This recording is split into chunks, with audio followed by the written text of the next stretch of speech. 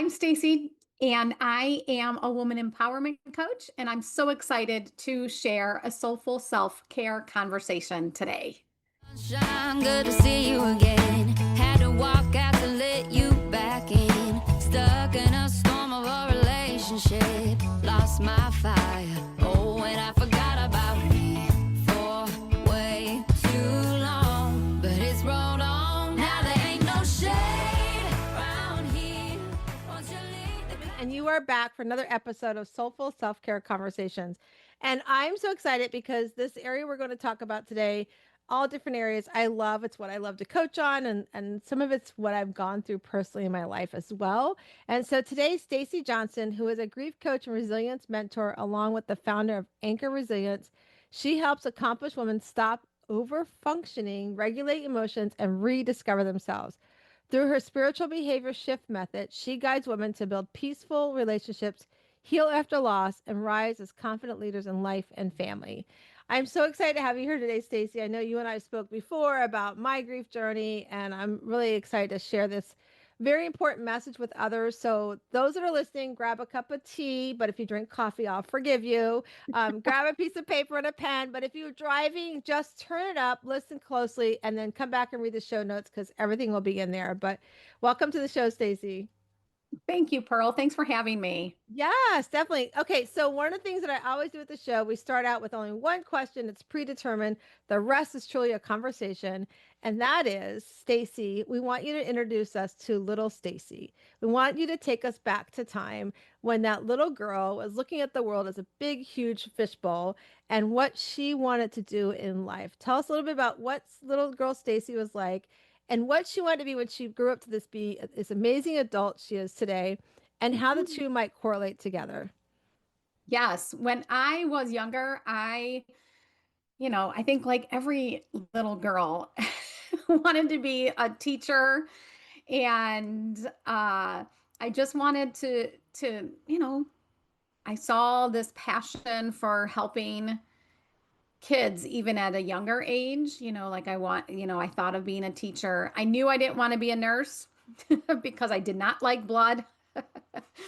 So, uh, yeah, my parents had divorced when I was young, and and I had some pretty powerful teachers, and so I wanted to be like that.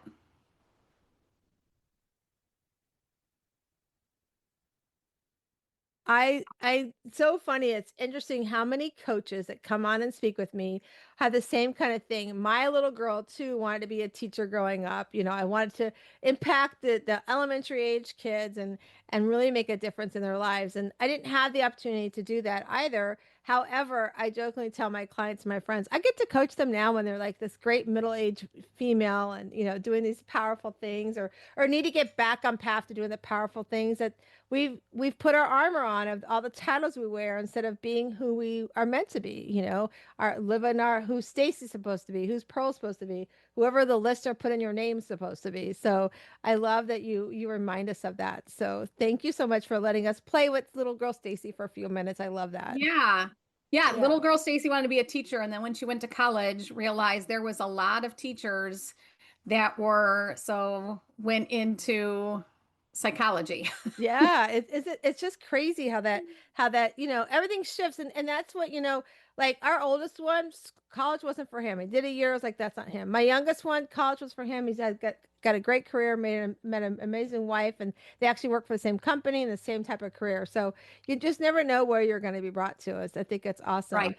So tell us a little bit like the your grief coaching and resilience. What bring us to how that anchor resilience became about. Yes, yes. So as I said, I went into psychology in college and ended up with a master's in counseling. And I worked for a school for many years and found myself in that burnout stage, overwhelmed. And because of that burnout, I missed probably moments of my life, just because I was exhausted or I was snapping at my kids or my husband. And then it'll be 4 years at the end of this month. My stepfather passed away suddenly. And then 3.5 weeks later, my husband passed away. And so and during the first couple months of my grief journey, I went back to work within about 5 weeks after my husband passed away. And I was working and I was, going through the motions of doing what I thought was expected, especially from the training that I had as a therapist, just doing everything and not really connecting to that. My nervous system was dysregulated still from the trauma. And attended, some workshops from a grief coach. And I'm like, everything she's sharing is everything that I know to do. And so as I continued to grow in my grief journey and get stronger and more resilient, I was seeing that I was resilient more than I thought I was. And that's when I decided that I wanted to help women, and it's not just about the funeral type of loss. It's about that loss of our identity too, because, a lot of times I was just talking to my good friend yesterday on our walk is that, women fall into this like we're somebody's daughter and then we move out of our parents' home and, most likely then, become a wife and a mom. And so then we're somebody's wife and somebody's mom. And we're always something, all these titles, and we don't even know who we are. And so I did know that through my grief journey, I also had to find who really was Stacey. And that's been part of my grief journey too, is all the silent grief that went along with, the loss of my husband. That's so powerful, and I'm so sorry for your loss, and to be so close to one another too. It's like, you're just starting to realize, the acceptance and the therapy and then working on the first, and then somebody, even more close to you. I remember everything you were saying, like going through the motions. It really resonated with me because we lost our son 3 years ago, this past July, in a tragic car accident. And I remember, like, everybody was here at the house, but people were flying in from all over.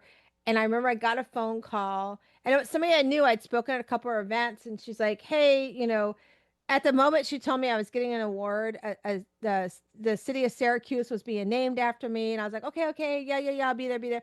I wasn't listening. Like, I was acknowledging somebody was talking in my ear, but I wasn't like fully listening. And so I was Right. like, okay, yes. And so Matt passed in July on the 25th, and then September was coming up. I was supposed to go to this event, and I was like, I said to my business coach at the time, like, I'm supposed to go to this event, but I'm not sure. And she's like, well, then don't go if you don't feel comfortable going. And I'm like, okay.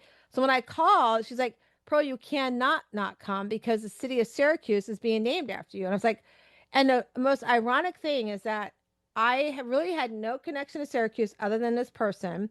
She knew people there. However, my grandfather, who was very close in our adoption process and having kids process, with our oldest son Matthew, and then our younger son Nate, he was from Syracuse. So it was like, this is a sign to be like, I've got Matt, go and do this, And it was really, it was sort of like, again, I was there going through the motions. I look back, it was a beautiful thing. It was a beautiful setup, and it was like early fall that all this happened.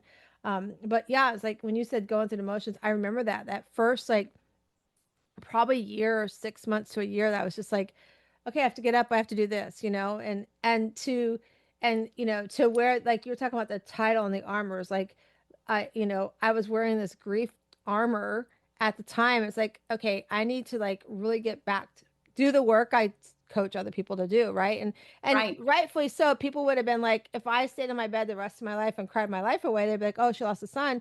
But I knew, because 2 days before Matt passed, he edified who I was becoming, right? He recognized that I was stepping into who I was meant to be. I was no longer wearing the armor of the titles, the wife, the mom, volunteer. I wasn't wearing those armors anymore. That I was like, I have to continue living that life. I have to, in his honor. And I have an amazing husband. I have another son, so I have to show up. And plus, Matthew had a beautiful girlfriend who probably would have been his wife, and her daughter, who he loved as his own. So I was like, I have to step into this who I am again, And so when you were saying that, I was like, yeah, I get that. But I love too that you touched on how grief isn't just about the loss of somebody. It's also the loss of our identity, the loss of, like me, I've divorced my parents. It's the loss of my parents. I had to grieve that process. And, my brother's kind of going through that with my mom, and he already kind of went through it with my dad. And to watch him in this process of going, well, how do I navigate it? Because they pop up into our life. They want to pop up back in and stir the pot of emotions again, and you feel guilty because you're like going, well, I need to have these boundaries, but I'm also their child, So it's like that whole finding the balance, And so when you were saying that, I was like, yeah, there's so many other forms of grief. I mean, granted, Oh, losing someone is huge, and I would never wish the loss of a child on anybody, but like you said, like there's so many different forms. And then as you said in your bio, like how to regulate those emotions and rediscovering who we are is so powerful. So tell us a little bit about, like, how do you help your clients do that? How did you do that? yes, yes, thank you. Yeah, so, the one thing that I really had to get tuned into, and one thing that I help my client is tuning into the emotions.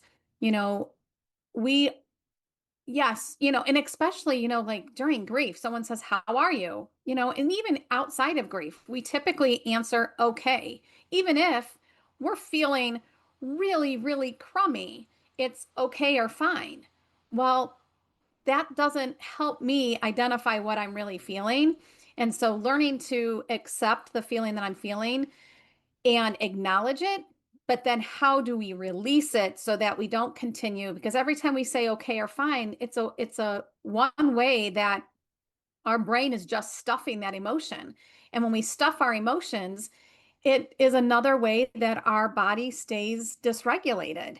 And so help my clients, one, with the use of emotional wheels, and we look at, accepting that feeling, how to release the feelings that we don't want so that we can be open to the higher level feelings of like excited and joy, and then also recognizing that you can, like you did, like you went to that event and it was a beautiful event, but there were probably moments that you were missing your son or sad. So we can have both at the same time as well. So doing a lot of work around feelings and regulating our nervous system, and through a lot of my work with women, we discover that underneath all of that is also these limiting beliefs that kind of circulate in our own brain. So learning how to recognize those limiting beliefs and change the story that we have. Yeah, changing the story we have is so, empowering, because when we can work through that and push through the limiting beliefs, what comes out the other side is really beautiful and accepting. And you're right. Like we're talking about when I went to Syracuse, I had huge moments of the grief, and even today, like here we are 3 years later, it will come up. I could start off having a great day, and I can hear a song and just like cry. I remember, where was I at? I was somewhere. I was in Kansas City last weekend for an event, and we went in the grocery store to Target, and we went to go pick up balloons for this event. And the song, oh my gosh, from Fast and Furious, it's that song for the Oh, guy who passed away. I can't think of what it's called off the top of my head. right. Every time I'm out and away somewhere from home, that song comes on, and it's a reminder of Matthew. And I was sitting there, and the song came in the store, and a girl that was with me, and she looked at me, she goes, "You okay?" I'm like, and I was crying. I go, every time I'm away from home, somehow or another, this song plays. And she didn't know that I lost my son. And I said, it reminds me of my son. She's like, "Your son?" And I'm like, "Yeah." And I told her, she's like, "I'm so sorry." I go, "Don't be sorry." I said, "Just help me acknowledge this moment. That's all I want, is the acknowledge of the moment."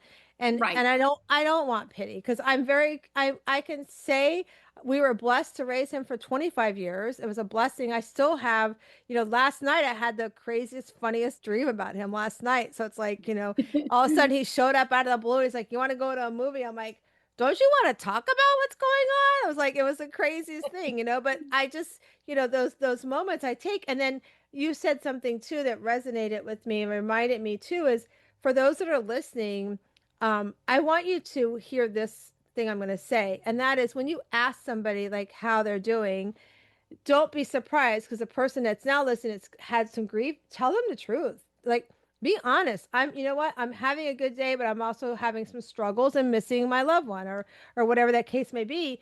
And also for the person that wants to support, one of the best things that somebody did when, especially like the first few months that Matt passed, they said somebody came and they said, "I don't know what to say or what to do." I'm like, "That's okay. That's okay. Nobody knows what to say or what to do in this situation." And for Right. me, that means that you recognize that this is a crazy thing, this is an unnatural thing that we're going through, and that how can I support you, right? Or even just those words, "How can I support you today?" Right? Right. Yeah. Exactly. Yes. Yeah. So having those moments, but like you said, tuning into the emotion.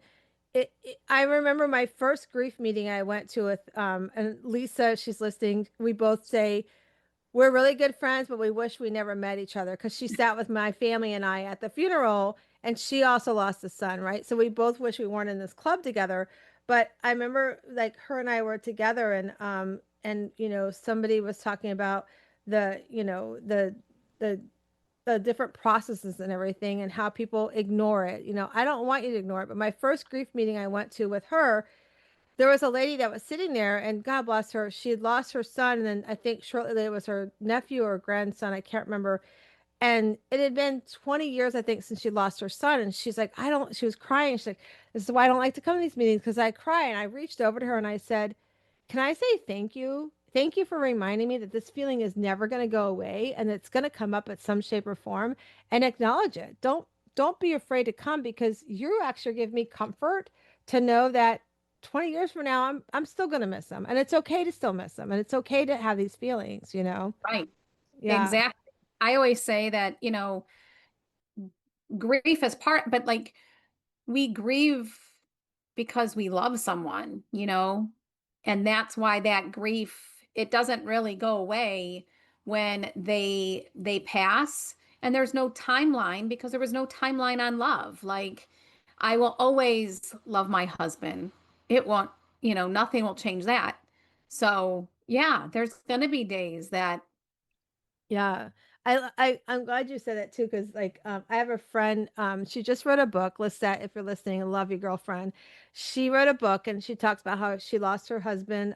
He was in the service and she remarried, and her husband that she's married to now, he encourages her to remember her husband that passed, right? He encourages it because he knows that's a huge part of who she is, and probably they would not have ever met if this unfortunate situation had not happened, right? So it's that encouragement to be like it's a safe space. And I feel like sometimes I think if you're listening to us, part of this episode is what to say, what not to say to a griever. Because I remember somebody posted online that somebody had said, "Shouldn't you be over it by now?" And I was like, God bless the soul that ever says that to me. So if you're listening and see me, don't say it to me because you're going to get a fist. Because I said I would probably be in jail because, like you just said, there's no timeline on it. There's absolutely not a timeline on it. yes. Yeah. I mean, for sure, no timeline on it because there was no timeline on my love. Like, once I, started loving him, it didn't stop because he is no longer here. Right, right. So tell us a little bit about the spiritual behavior shift method. Like I know, working with women and that, guiding through and building the peaceful relationships. Tell us how that helps and how where the healing after loss ties into that. Yeah, my spiritual behavioral shift method is something that I teach inside my Anchor Resilience program. And it is uh, a way that we can, connect to ourselves. And it is work with around grounding and mindfulness. And I start at my every morning with it. And it just gives me that time for myself to be able to check in with myself. And I then also, it's a way that I, release it's a way that I've helped women release and change those internal stories, that those beliefs that we have, like, I mean, so many women that I work with, they have this belief that I'm not good enough, you know, and where did it come from? It could come from, childhood. It could have come from, the perceptions that we create in our own brain. But somewhere along the line, most of the women I have, work with have that belief. And so using the spiritual behavioral shift method helps them connect to themselves, but then also changes that story. Yeah, I mean, that's a great reminder because as we grow up, that's why I like talking to the little Stacy and when at the beginning of the show, because I want to recognize her that, she is important. She is a part of who you are. Little Pearl's part of who I am, and she's been through some things in the life that has shaped who she is today, whether it's emotionally or what we do in our career. We've been through some stuff, and I remember and we have a program within our program. It's within our Shiro Method program where you can be part of our membership program, and it's called the Shiro League. And in that, we were the group of ladies that we were working with at the time. We're like, we're going to do inner child work, and it was interesting because they fought it. They did not want to work on that inner child, and one person was like, well, I've never had anything bad happen in my life. I go, it's not meaning anything bad happened. It meaning somebody could have said something at some point that changed your thought. It could have been something as simple as go stand in the corner, the adults are speaking. It could be something as simple as that, that child, it was a switch that just went, hey, this is how it affected me. And they struggled so hard, Stacey, that we had to stop. Like we couldn't get them to acknowledge their like one or two girls were like all in, but the majority of them were not in. So we did some separate work with them. But it was really interesting to see that whole thing transpire and how that Hmm. transpired. And our talk to self really can change so many things in our life. And I like that you are, that your method is definitely like helping create that peaceful relationships with ourselves and with others too, right? Because our family life and and our personal life, when you take everything else away, if your job went away tomorrow, if your house went away tomorrow, if it's just you and you didn't even have a car, it just was you standing in the middle of a road somewhere, what's your relationship with yourself? Like how is that looking? Right. And yeah, and I think it's powerful to talk about that. So share a little bit about that relationship with self. Yes. I mean, I've seen it with my own self, like, instead of, example, I'm a therapist as well as a coach. And so there's days that I can see clients back to back to back.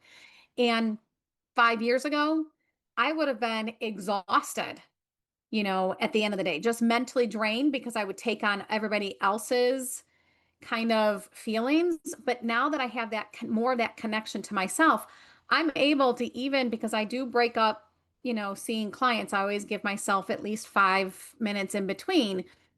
And sometimes just a simple grounding technique, gets me back into mine, and I can connect to myself and I release all the everybody else's feelings. And at the end of the day, I don't feel that exhaustion of taking, working with clients back to back. But then also, working with some of my clients, when they're able to connect to themselves and they change that internal message, they've opened up their life to be able to receive so much more. My most recent client, now that she's been able to connect to herself at a more deeper and personal level, and release the negative thoughts, not be in that lower level feelings and be up in the higher vibrations. She's, you know, has two really good job offers. She, got engaged. So all the better things happen when we can connect to ourselves and know who we are and that's when you're connected to yourself, you really start to see your own feelings and your own internal beliefs. It's so true. It's like when you do get that connection to yourself, it's like it's so powerful to watch how you unfold. I remember I tell the story about Megan Trainor, when she first had her first child, and it's interesting. I'm going to share the story, and I'm going to share what's happening to her today. So she felt like she didn't feel like she loved her body, right? I mean, my goodness, we as women go through so much when we deliver a child. And so her therapist like, I want you to stand in front of the mirror naked, and I want you to find the beauty of your body. And she's like, are you crazy? She's like, yeah, and I want you to stand like a couple feet away from the mirror. And she said the first couple of days or whatever, she just was uncomfortable doing it. She didn't like herself. And then she started saying, oh, I have that little roll there or that bulges because I have this beautiful son. She started equating the things on her body to what's in her world today.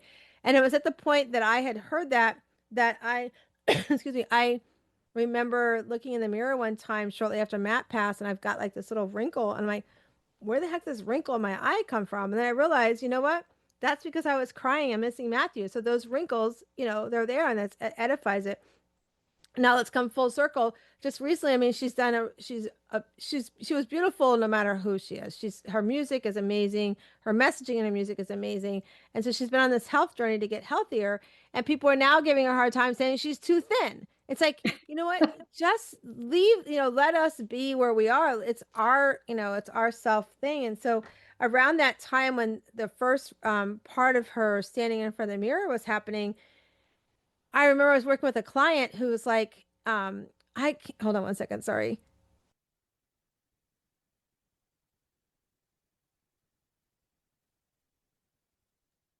Sorry, I had tickle in my throat for those that are listening or watching.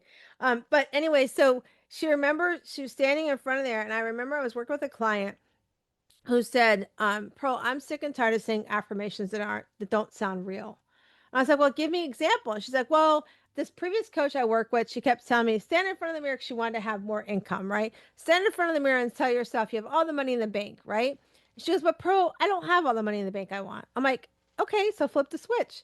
What if you stood in front of the mirror and say, I'm going to go out today and do activities, emotions that are going to bring abundance into my life? It could be abundance of clients. It could be abundance of income. It could be abundance of love for yourself. Whatever that is, let it come in. Just tell it to come in. And she's like, I never thought about that. I'm like, yeah, it doesn't have to be the negative. It can be positive. Like talk to yourself positively. In fact, yesterday, so I coach for a nonprofit. So if you're a nonprofit out there looking for coaching, I do coach for nonprofits, and I work with a nonprofit here locally where I am in Tampa. And we were working last night about setting their visions and everything. And she's like, and then one of the clients says, I have to. I said, not have to. You get to. You get to go find that job that's your ideal job. You get to go do something for your kids. If we say we have to, then our brain is like, oh my gosh, here we go. I got to go do this now. But if we say I get to, it's like, wow, I get to go and go outside, sit my front porch swing. I get to have a conversation with Stacey today, right? It's like it's a whole change in that mindset piece that plays into it. Would you agree? I totally agree. And on top of that is that the affirmations, so our nervous system being regulated plays a role into believing those affirmations.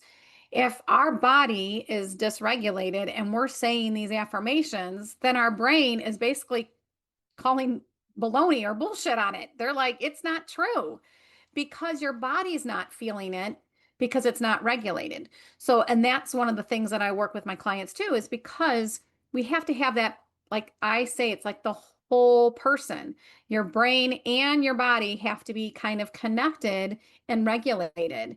We can change the mindset, but if your body's still dysregulated, it's not kind of believing that change in the mindset as well. Yeah, I love that. That's 100% true. You have to believe it. You have to like stand in front of there and, remind yourself and tell yourself the things that while it may not be reality right now, you can Right. create the reality. It's like if Right. you say, and that's the other thing I have, I was talking earlier on a recording, and we're talking about how if we say everything happens to me, well, everything is going to happen to you, but it could be everything good happens to me. And, instead of saying, why do I attract all these terrible men in my life or all this bad stuff? Well, you keep telling yourself you're going to keep recognizing all the stuff that's not good coming into your life. But if you say, you know what, oh my gosh, I'm bringing abundance in my life, or, oh my gosh, I'm going to meet the person today that's going to connect me with, XYZ that you want in your life. That's what we bring in. And I was sharing how I went through a situation with my mom, and I remember, because I do this work, because I know how to talk to myself, because I know how to set the boundaries and release it, and not bring it into my emotions. I remember walking up my stairs here to my office, and I was like, "Oh, I'm so." It sounds crazy for listening to us, but I was like, "I'm so glad that happened to me, because I know how to handle it and not happen to my client who's going through XYZ situation that's similar, because she would have been like in a rabbit hole, right?" And so it's like, we have to get our body to understand things don't have to happen to you that are negative, but if you tell yourself, that's what you're going to attract. And I remember my son Matt, before he passed, like a few, like 6 8 months before he passed, he says, he used to tell us, and this has been for years, he used to tell us for years, you know, mom and dad, I don't know why I have this feeling I'm never going to live past 25. I'm like, could you stop saying that? Like, don't put that in this world. And he passed at 25 years old. Now, he was an empath, I was an empath, but I used to say, do not put that in the world. And he would get mad because I would walk out of the room sometimes. I'm like, I'm not going to listen to this. I'm walking. And so, Right. there's a lot to be said about, and I'm not saying because he turned 25, that's why he passed, but he made a wrong decision. He was drinking and driving and made a bad choice. And my point is, when we tell ourselves these negative things, that's what's going to come into our world. Yes, I agree on that. Yeah.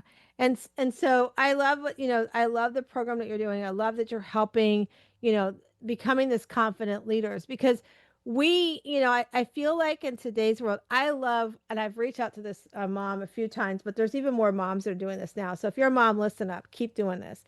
I love the moms who teach their kids to stand up in front of a mirror and be like, I am a da, da, da, da.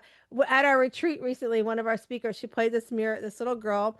The mom closed the door, and this little girl is standing on the bathroom sink, and her little butt is dancing all over the place, saying, I love this, I do this. It was just like going, going, going. And we're like, this is what we have to keep in our lives. When we get older and stuff happens to us, you have to remember this little girl dancing. Like, just put that picture in your head of that little girl dancing and put your face on her body, because we need to do more of that, because I'm 61 on Monday. My mother did not Happy know how to do. birthday. Thank you, darling. My mother didn't know how to do this stuff. My granny didn't know how to. Generationally, we were taught take care of everybody, all women. And I Right. joke, it was only 50 years ago that we as women could get a checking account, buy a house, right? So Right. we've been doing this for all these years. So the moms that are raising girls today, there's so much truth that 0 to 7 is what we teach our girls or our kids or our boys, whatever. That's what they're going to believe. So if you can teach them and pour into them and let them every day, like, don't let them go out of the house, including your boys, without having positive affirmations. I really feel like we can make some changes in this world right now. I would agree on that. I mean, because, and as you talked about, like the mom story, like it's sometimes like our kids are sponges and they can absorb our energy, our feelings without us really even saying anything. And so if we're walking around the house like rushing because that's what moms do, like trying to get everybody out the door, and we've got that kind of like energetic feeling, then our kids start to feel that stress. And, or even just the words we do say, as moms, like, and so it's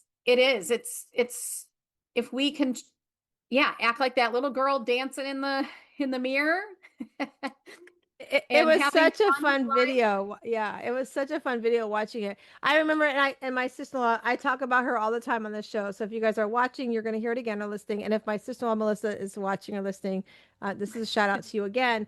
But I remember visiting her and my brother when they were still living in California. And I remember, like, my nephew Sean was maybe 3 years old, if he was that old. And she's like, "Hey, we're gonna go upstairs. Sean's gonna put his clothes away. You want to come?" I look at her, and go, "Sean's gonna put his clothes away?" She's like, "Yeah." I'm like, "Oh my God, this is so cool." And I walked away from that time that I spent with them going, women are living lives like they think they're stay-at-home moms, right? And you are a mom who's staying home. But it doesn't mean you're sitting around eating bonbons every day. You're running a household, brick and mortar household. That's your business. And so here's the thing. you don't have to do it all. You can teach your kids at a young age how to put their clothes away. It's not going to be perfect the way we would want it, probably, but the act of learning is the most important part of that. That's how, like you were talking about, that sponging, right? The act of going, okay, Johnny, okay, Mary Sue, bring me your dish, right? Let even, let them bring, if it breaks, it breaks, who cares? But they're learning and they're understanding that you are not, the person has to do it all. Because here's the thing, if we're not here tomorrow, your family's going to figure it out. So do something for yourself first. Well, and you bring up a very good point, because that's what the other part I help my clients do is letting go of that control that it has to be the way we want it. Yes, that I mean, it would be great. But again, letting that control go and teaching our kids and passing on some of the obligations. You don't have to do it all alone. You don't. And it took me a while to learn that. And I wish I would have done it more when my kids were younger, because then I probably would have, had more joyful moments. And I think that's one of the things that when my husband passed away, I realized that there were probably more times in my life than I really wanted to count that I snapped, because again, like I was taking on this role of doing it all versus passing on some of the obligations and just sharing more of the joyful moments. That's so true. That made me that reminded me of something I want to share while we're on this subject. And that is so growing up, I lived in a household where you just did what you were supposed to do. You didn't ask how high I had to jump, you just jumped. And Right. so I remember that. And so when we had kids, I remember one time, so we'd gone on vacation, my husband and I, and my parents came and stayed with our kids. And a few months later, after we were home, I was doing something, and my oldest said, "You sound like Papa." And I'm like, okay. He's like, and I'm like, what do you mean? He goes, that's just not, you sound like Papa. And my parents could never be grandparents. They couldn't be the fun one. They still had to be parents, right? And so I'm like, okay, so I didn't like that because that triggered me because of how I grew up, right? So I'm like, I got to change this because I'm snapping back at them when they're saying I sound like my parents. So finally I said, hey, I don't like that you say I sound like grandma and papa. So can we change it? Can we create a word that when you think I sound like them, just use that word? And so we're big Buffalo Bills fans. So we said, let's do Buffalo. So when they would say Buffalo, that would stop me, be like, oh, well, what about what I said made you want to say Buffalo? So it took the trigger from me and an open conversation with the boys to say, well, because you talk this way or that way, blah, blah, blah, whatever it was. So it was something that I learned through my coaching experience and everything to say, let's create a different kind of buffer so I'm not triggered. So to teach our kids how to have good communication is really, really important too, because like you said, they are sponges and they're going to learn parenting skills from us that they're going to bring forward to their kids. Right. Right. Yeah. Yep. Yeah. This has been such a great conversation. I don't know. We should call it all kinds of things because I think it's parental tips and tips and tricks of Right. all different parts of life. But so tell everybody, Stacey, like how they can reach you. How can they learn more about your spiritual behavior shift method? Yes, they can reach me. My website is staceyjohnsoncoaching.com. Email is the same thing, Stacey at staceyjohnsoncoaching.com. And I'm on Facebook and YouTube and TikTok. And so you can watch me on any of those as well and reach out to me. And yeah, I teach my spiritual behavioral method inside my coaching. And every once in a while, I'll do a master class and have it given in there too. I love great master classes. They're so, so much fun. So we're going to put everything in the show notes. You guys, if you're driving and can't write any of that down, go back and watch and listen and view the show notes. You can get a hold of Stacey that way. And before we let Stacey go, so Stacey, at the end of every show, we do this thing. We have these cards are called Better Questions, Better Life. So we're going to shuffle the cards. You're going to tell me when to stop, and we're going to answer the card together. So here we go. Tell me when to stop. Okay, stop. All right. So your card says, ooh, am I stretching myself? I probably am, because by doing, just by being present, one with myself, but then also doing things that are outside of my comfort zone, kind of like this being more on podcast interviews and showing up for myself on, TikTok and YouTube. And I'm not always, you know, like yesterday, I think I did a TikTok and I had my hair up in a messy bun coming home from a walk. So, it's not always, and I think that's where I'm stretching myself, is not always being like this perfect picture that I am a mom, a working mom with a busy life as well. I love that. And it's and you made me remind me I've got to share something with the audience. I love that you said that because we don't need to show up perfectly all the time. It's one of the reasons why I do my Soulful Self-Care PJ retreats is because we walk out the door and we just have ourselves all put together that we think the world needs to see us in when we have all kinds of stuff we're working on the inside. So I love that my retreat, it's called Soulful Self-Care PJ retreats. It's no makeup, PJs required, or yoga pants, right? And you can let the girls hang loose all weekend because it's just us girls together. But what's so powerful in this past, we just had one a couple weeks ago, is the things that you let loose and bring out is so amazing. So we had four speakers that were going to speak on something totally different. And at the retreat, they all said, "Can I just share something about myself?" And they shared deep secrets that other people don't know about them. Right. So when you can release and be that natural self, I love that you got on TikTok. I was like, my hair's up and everything. People want to see that. And one of the things that we're doing in November. So if you're listening, listen up closely. We're doing no filter November. And so what that means is like it could be different filters could be different things for different people.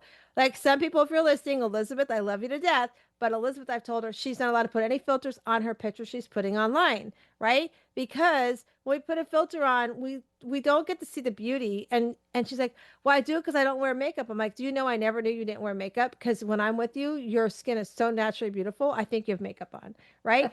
And so there's another girl, I won't call her out, but I'm going to send her a private message that she is a beautiful woman. And I went to one of her events and she's like this somehow or another there's authentic in her description of what she coaches, right?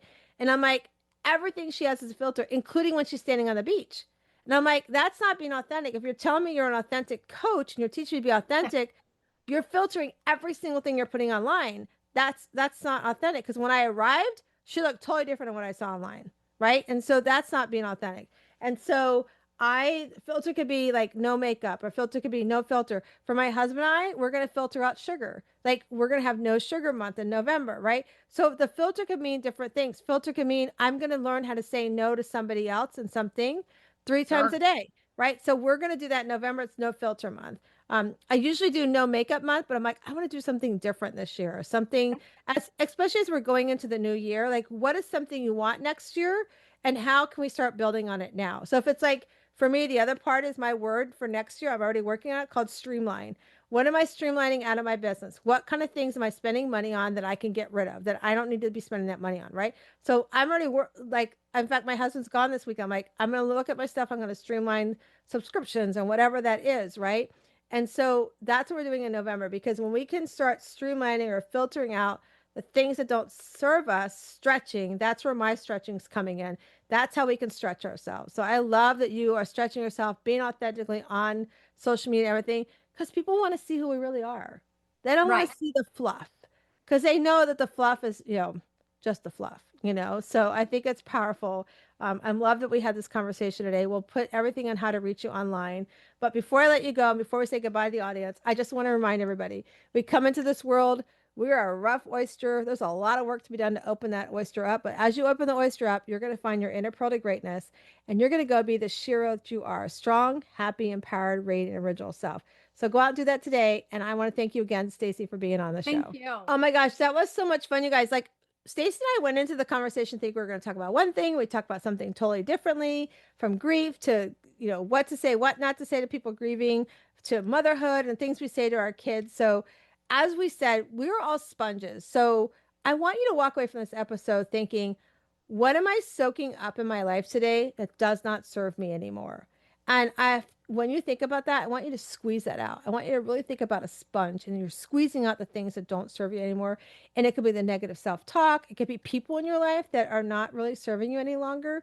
Squeeze that out and get rid of that. And if you want help identifying those areas of your life, just go to wsliving.com. Again, wsliving.com.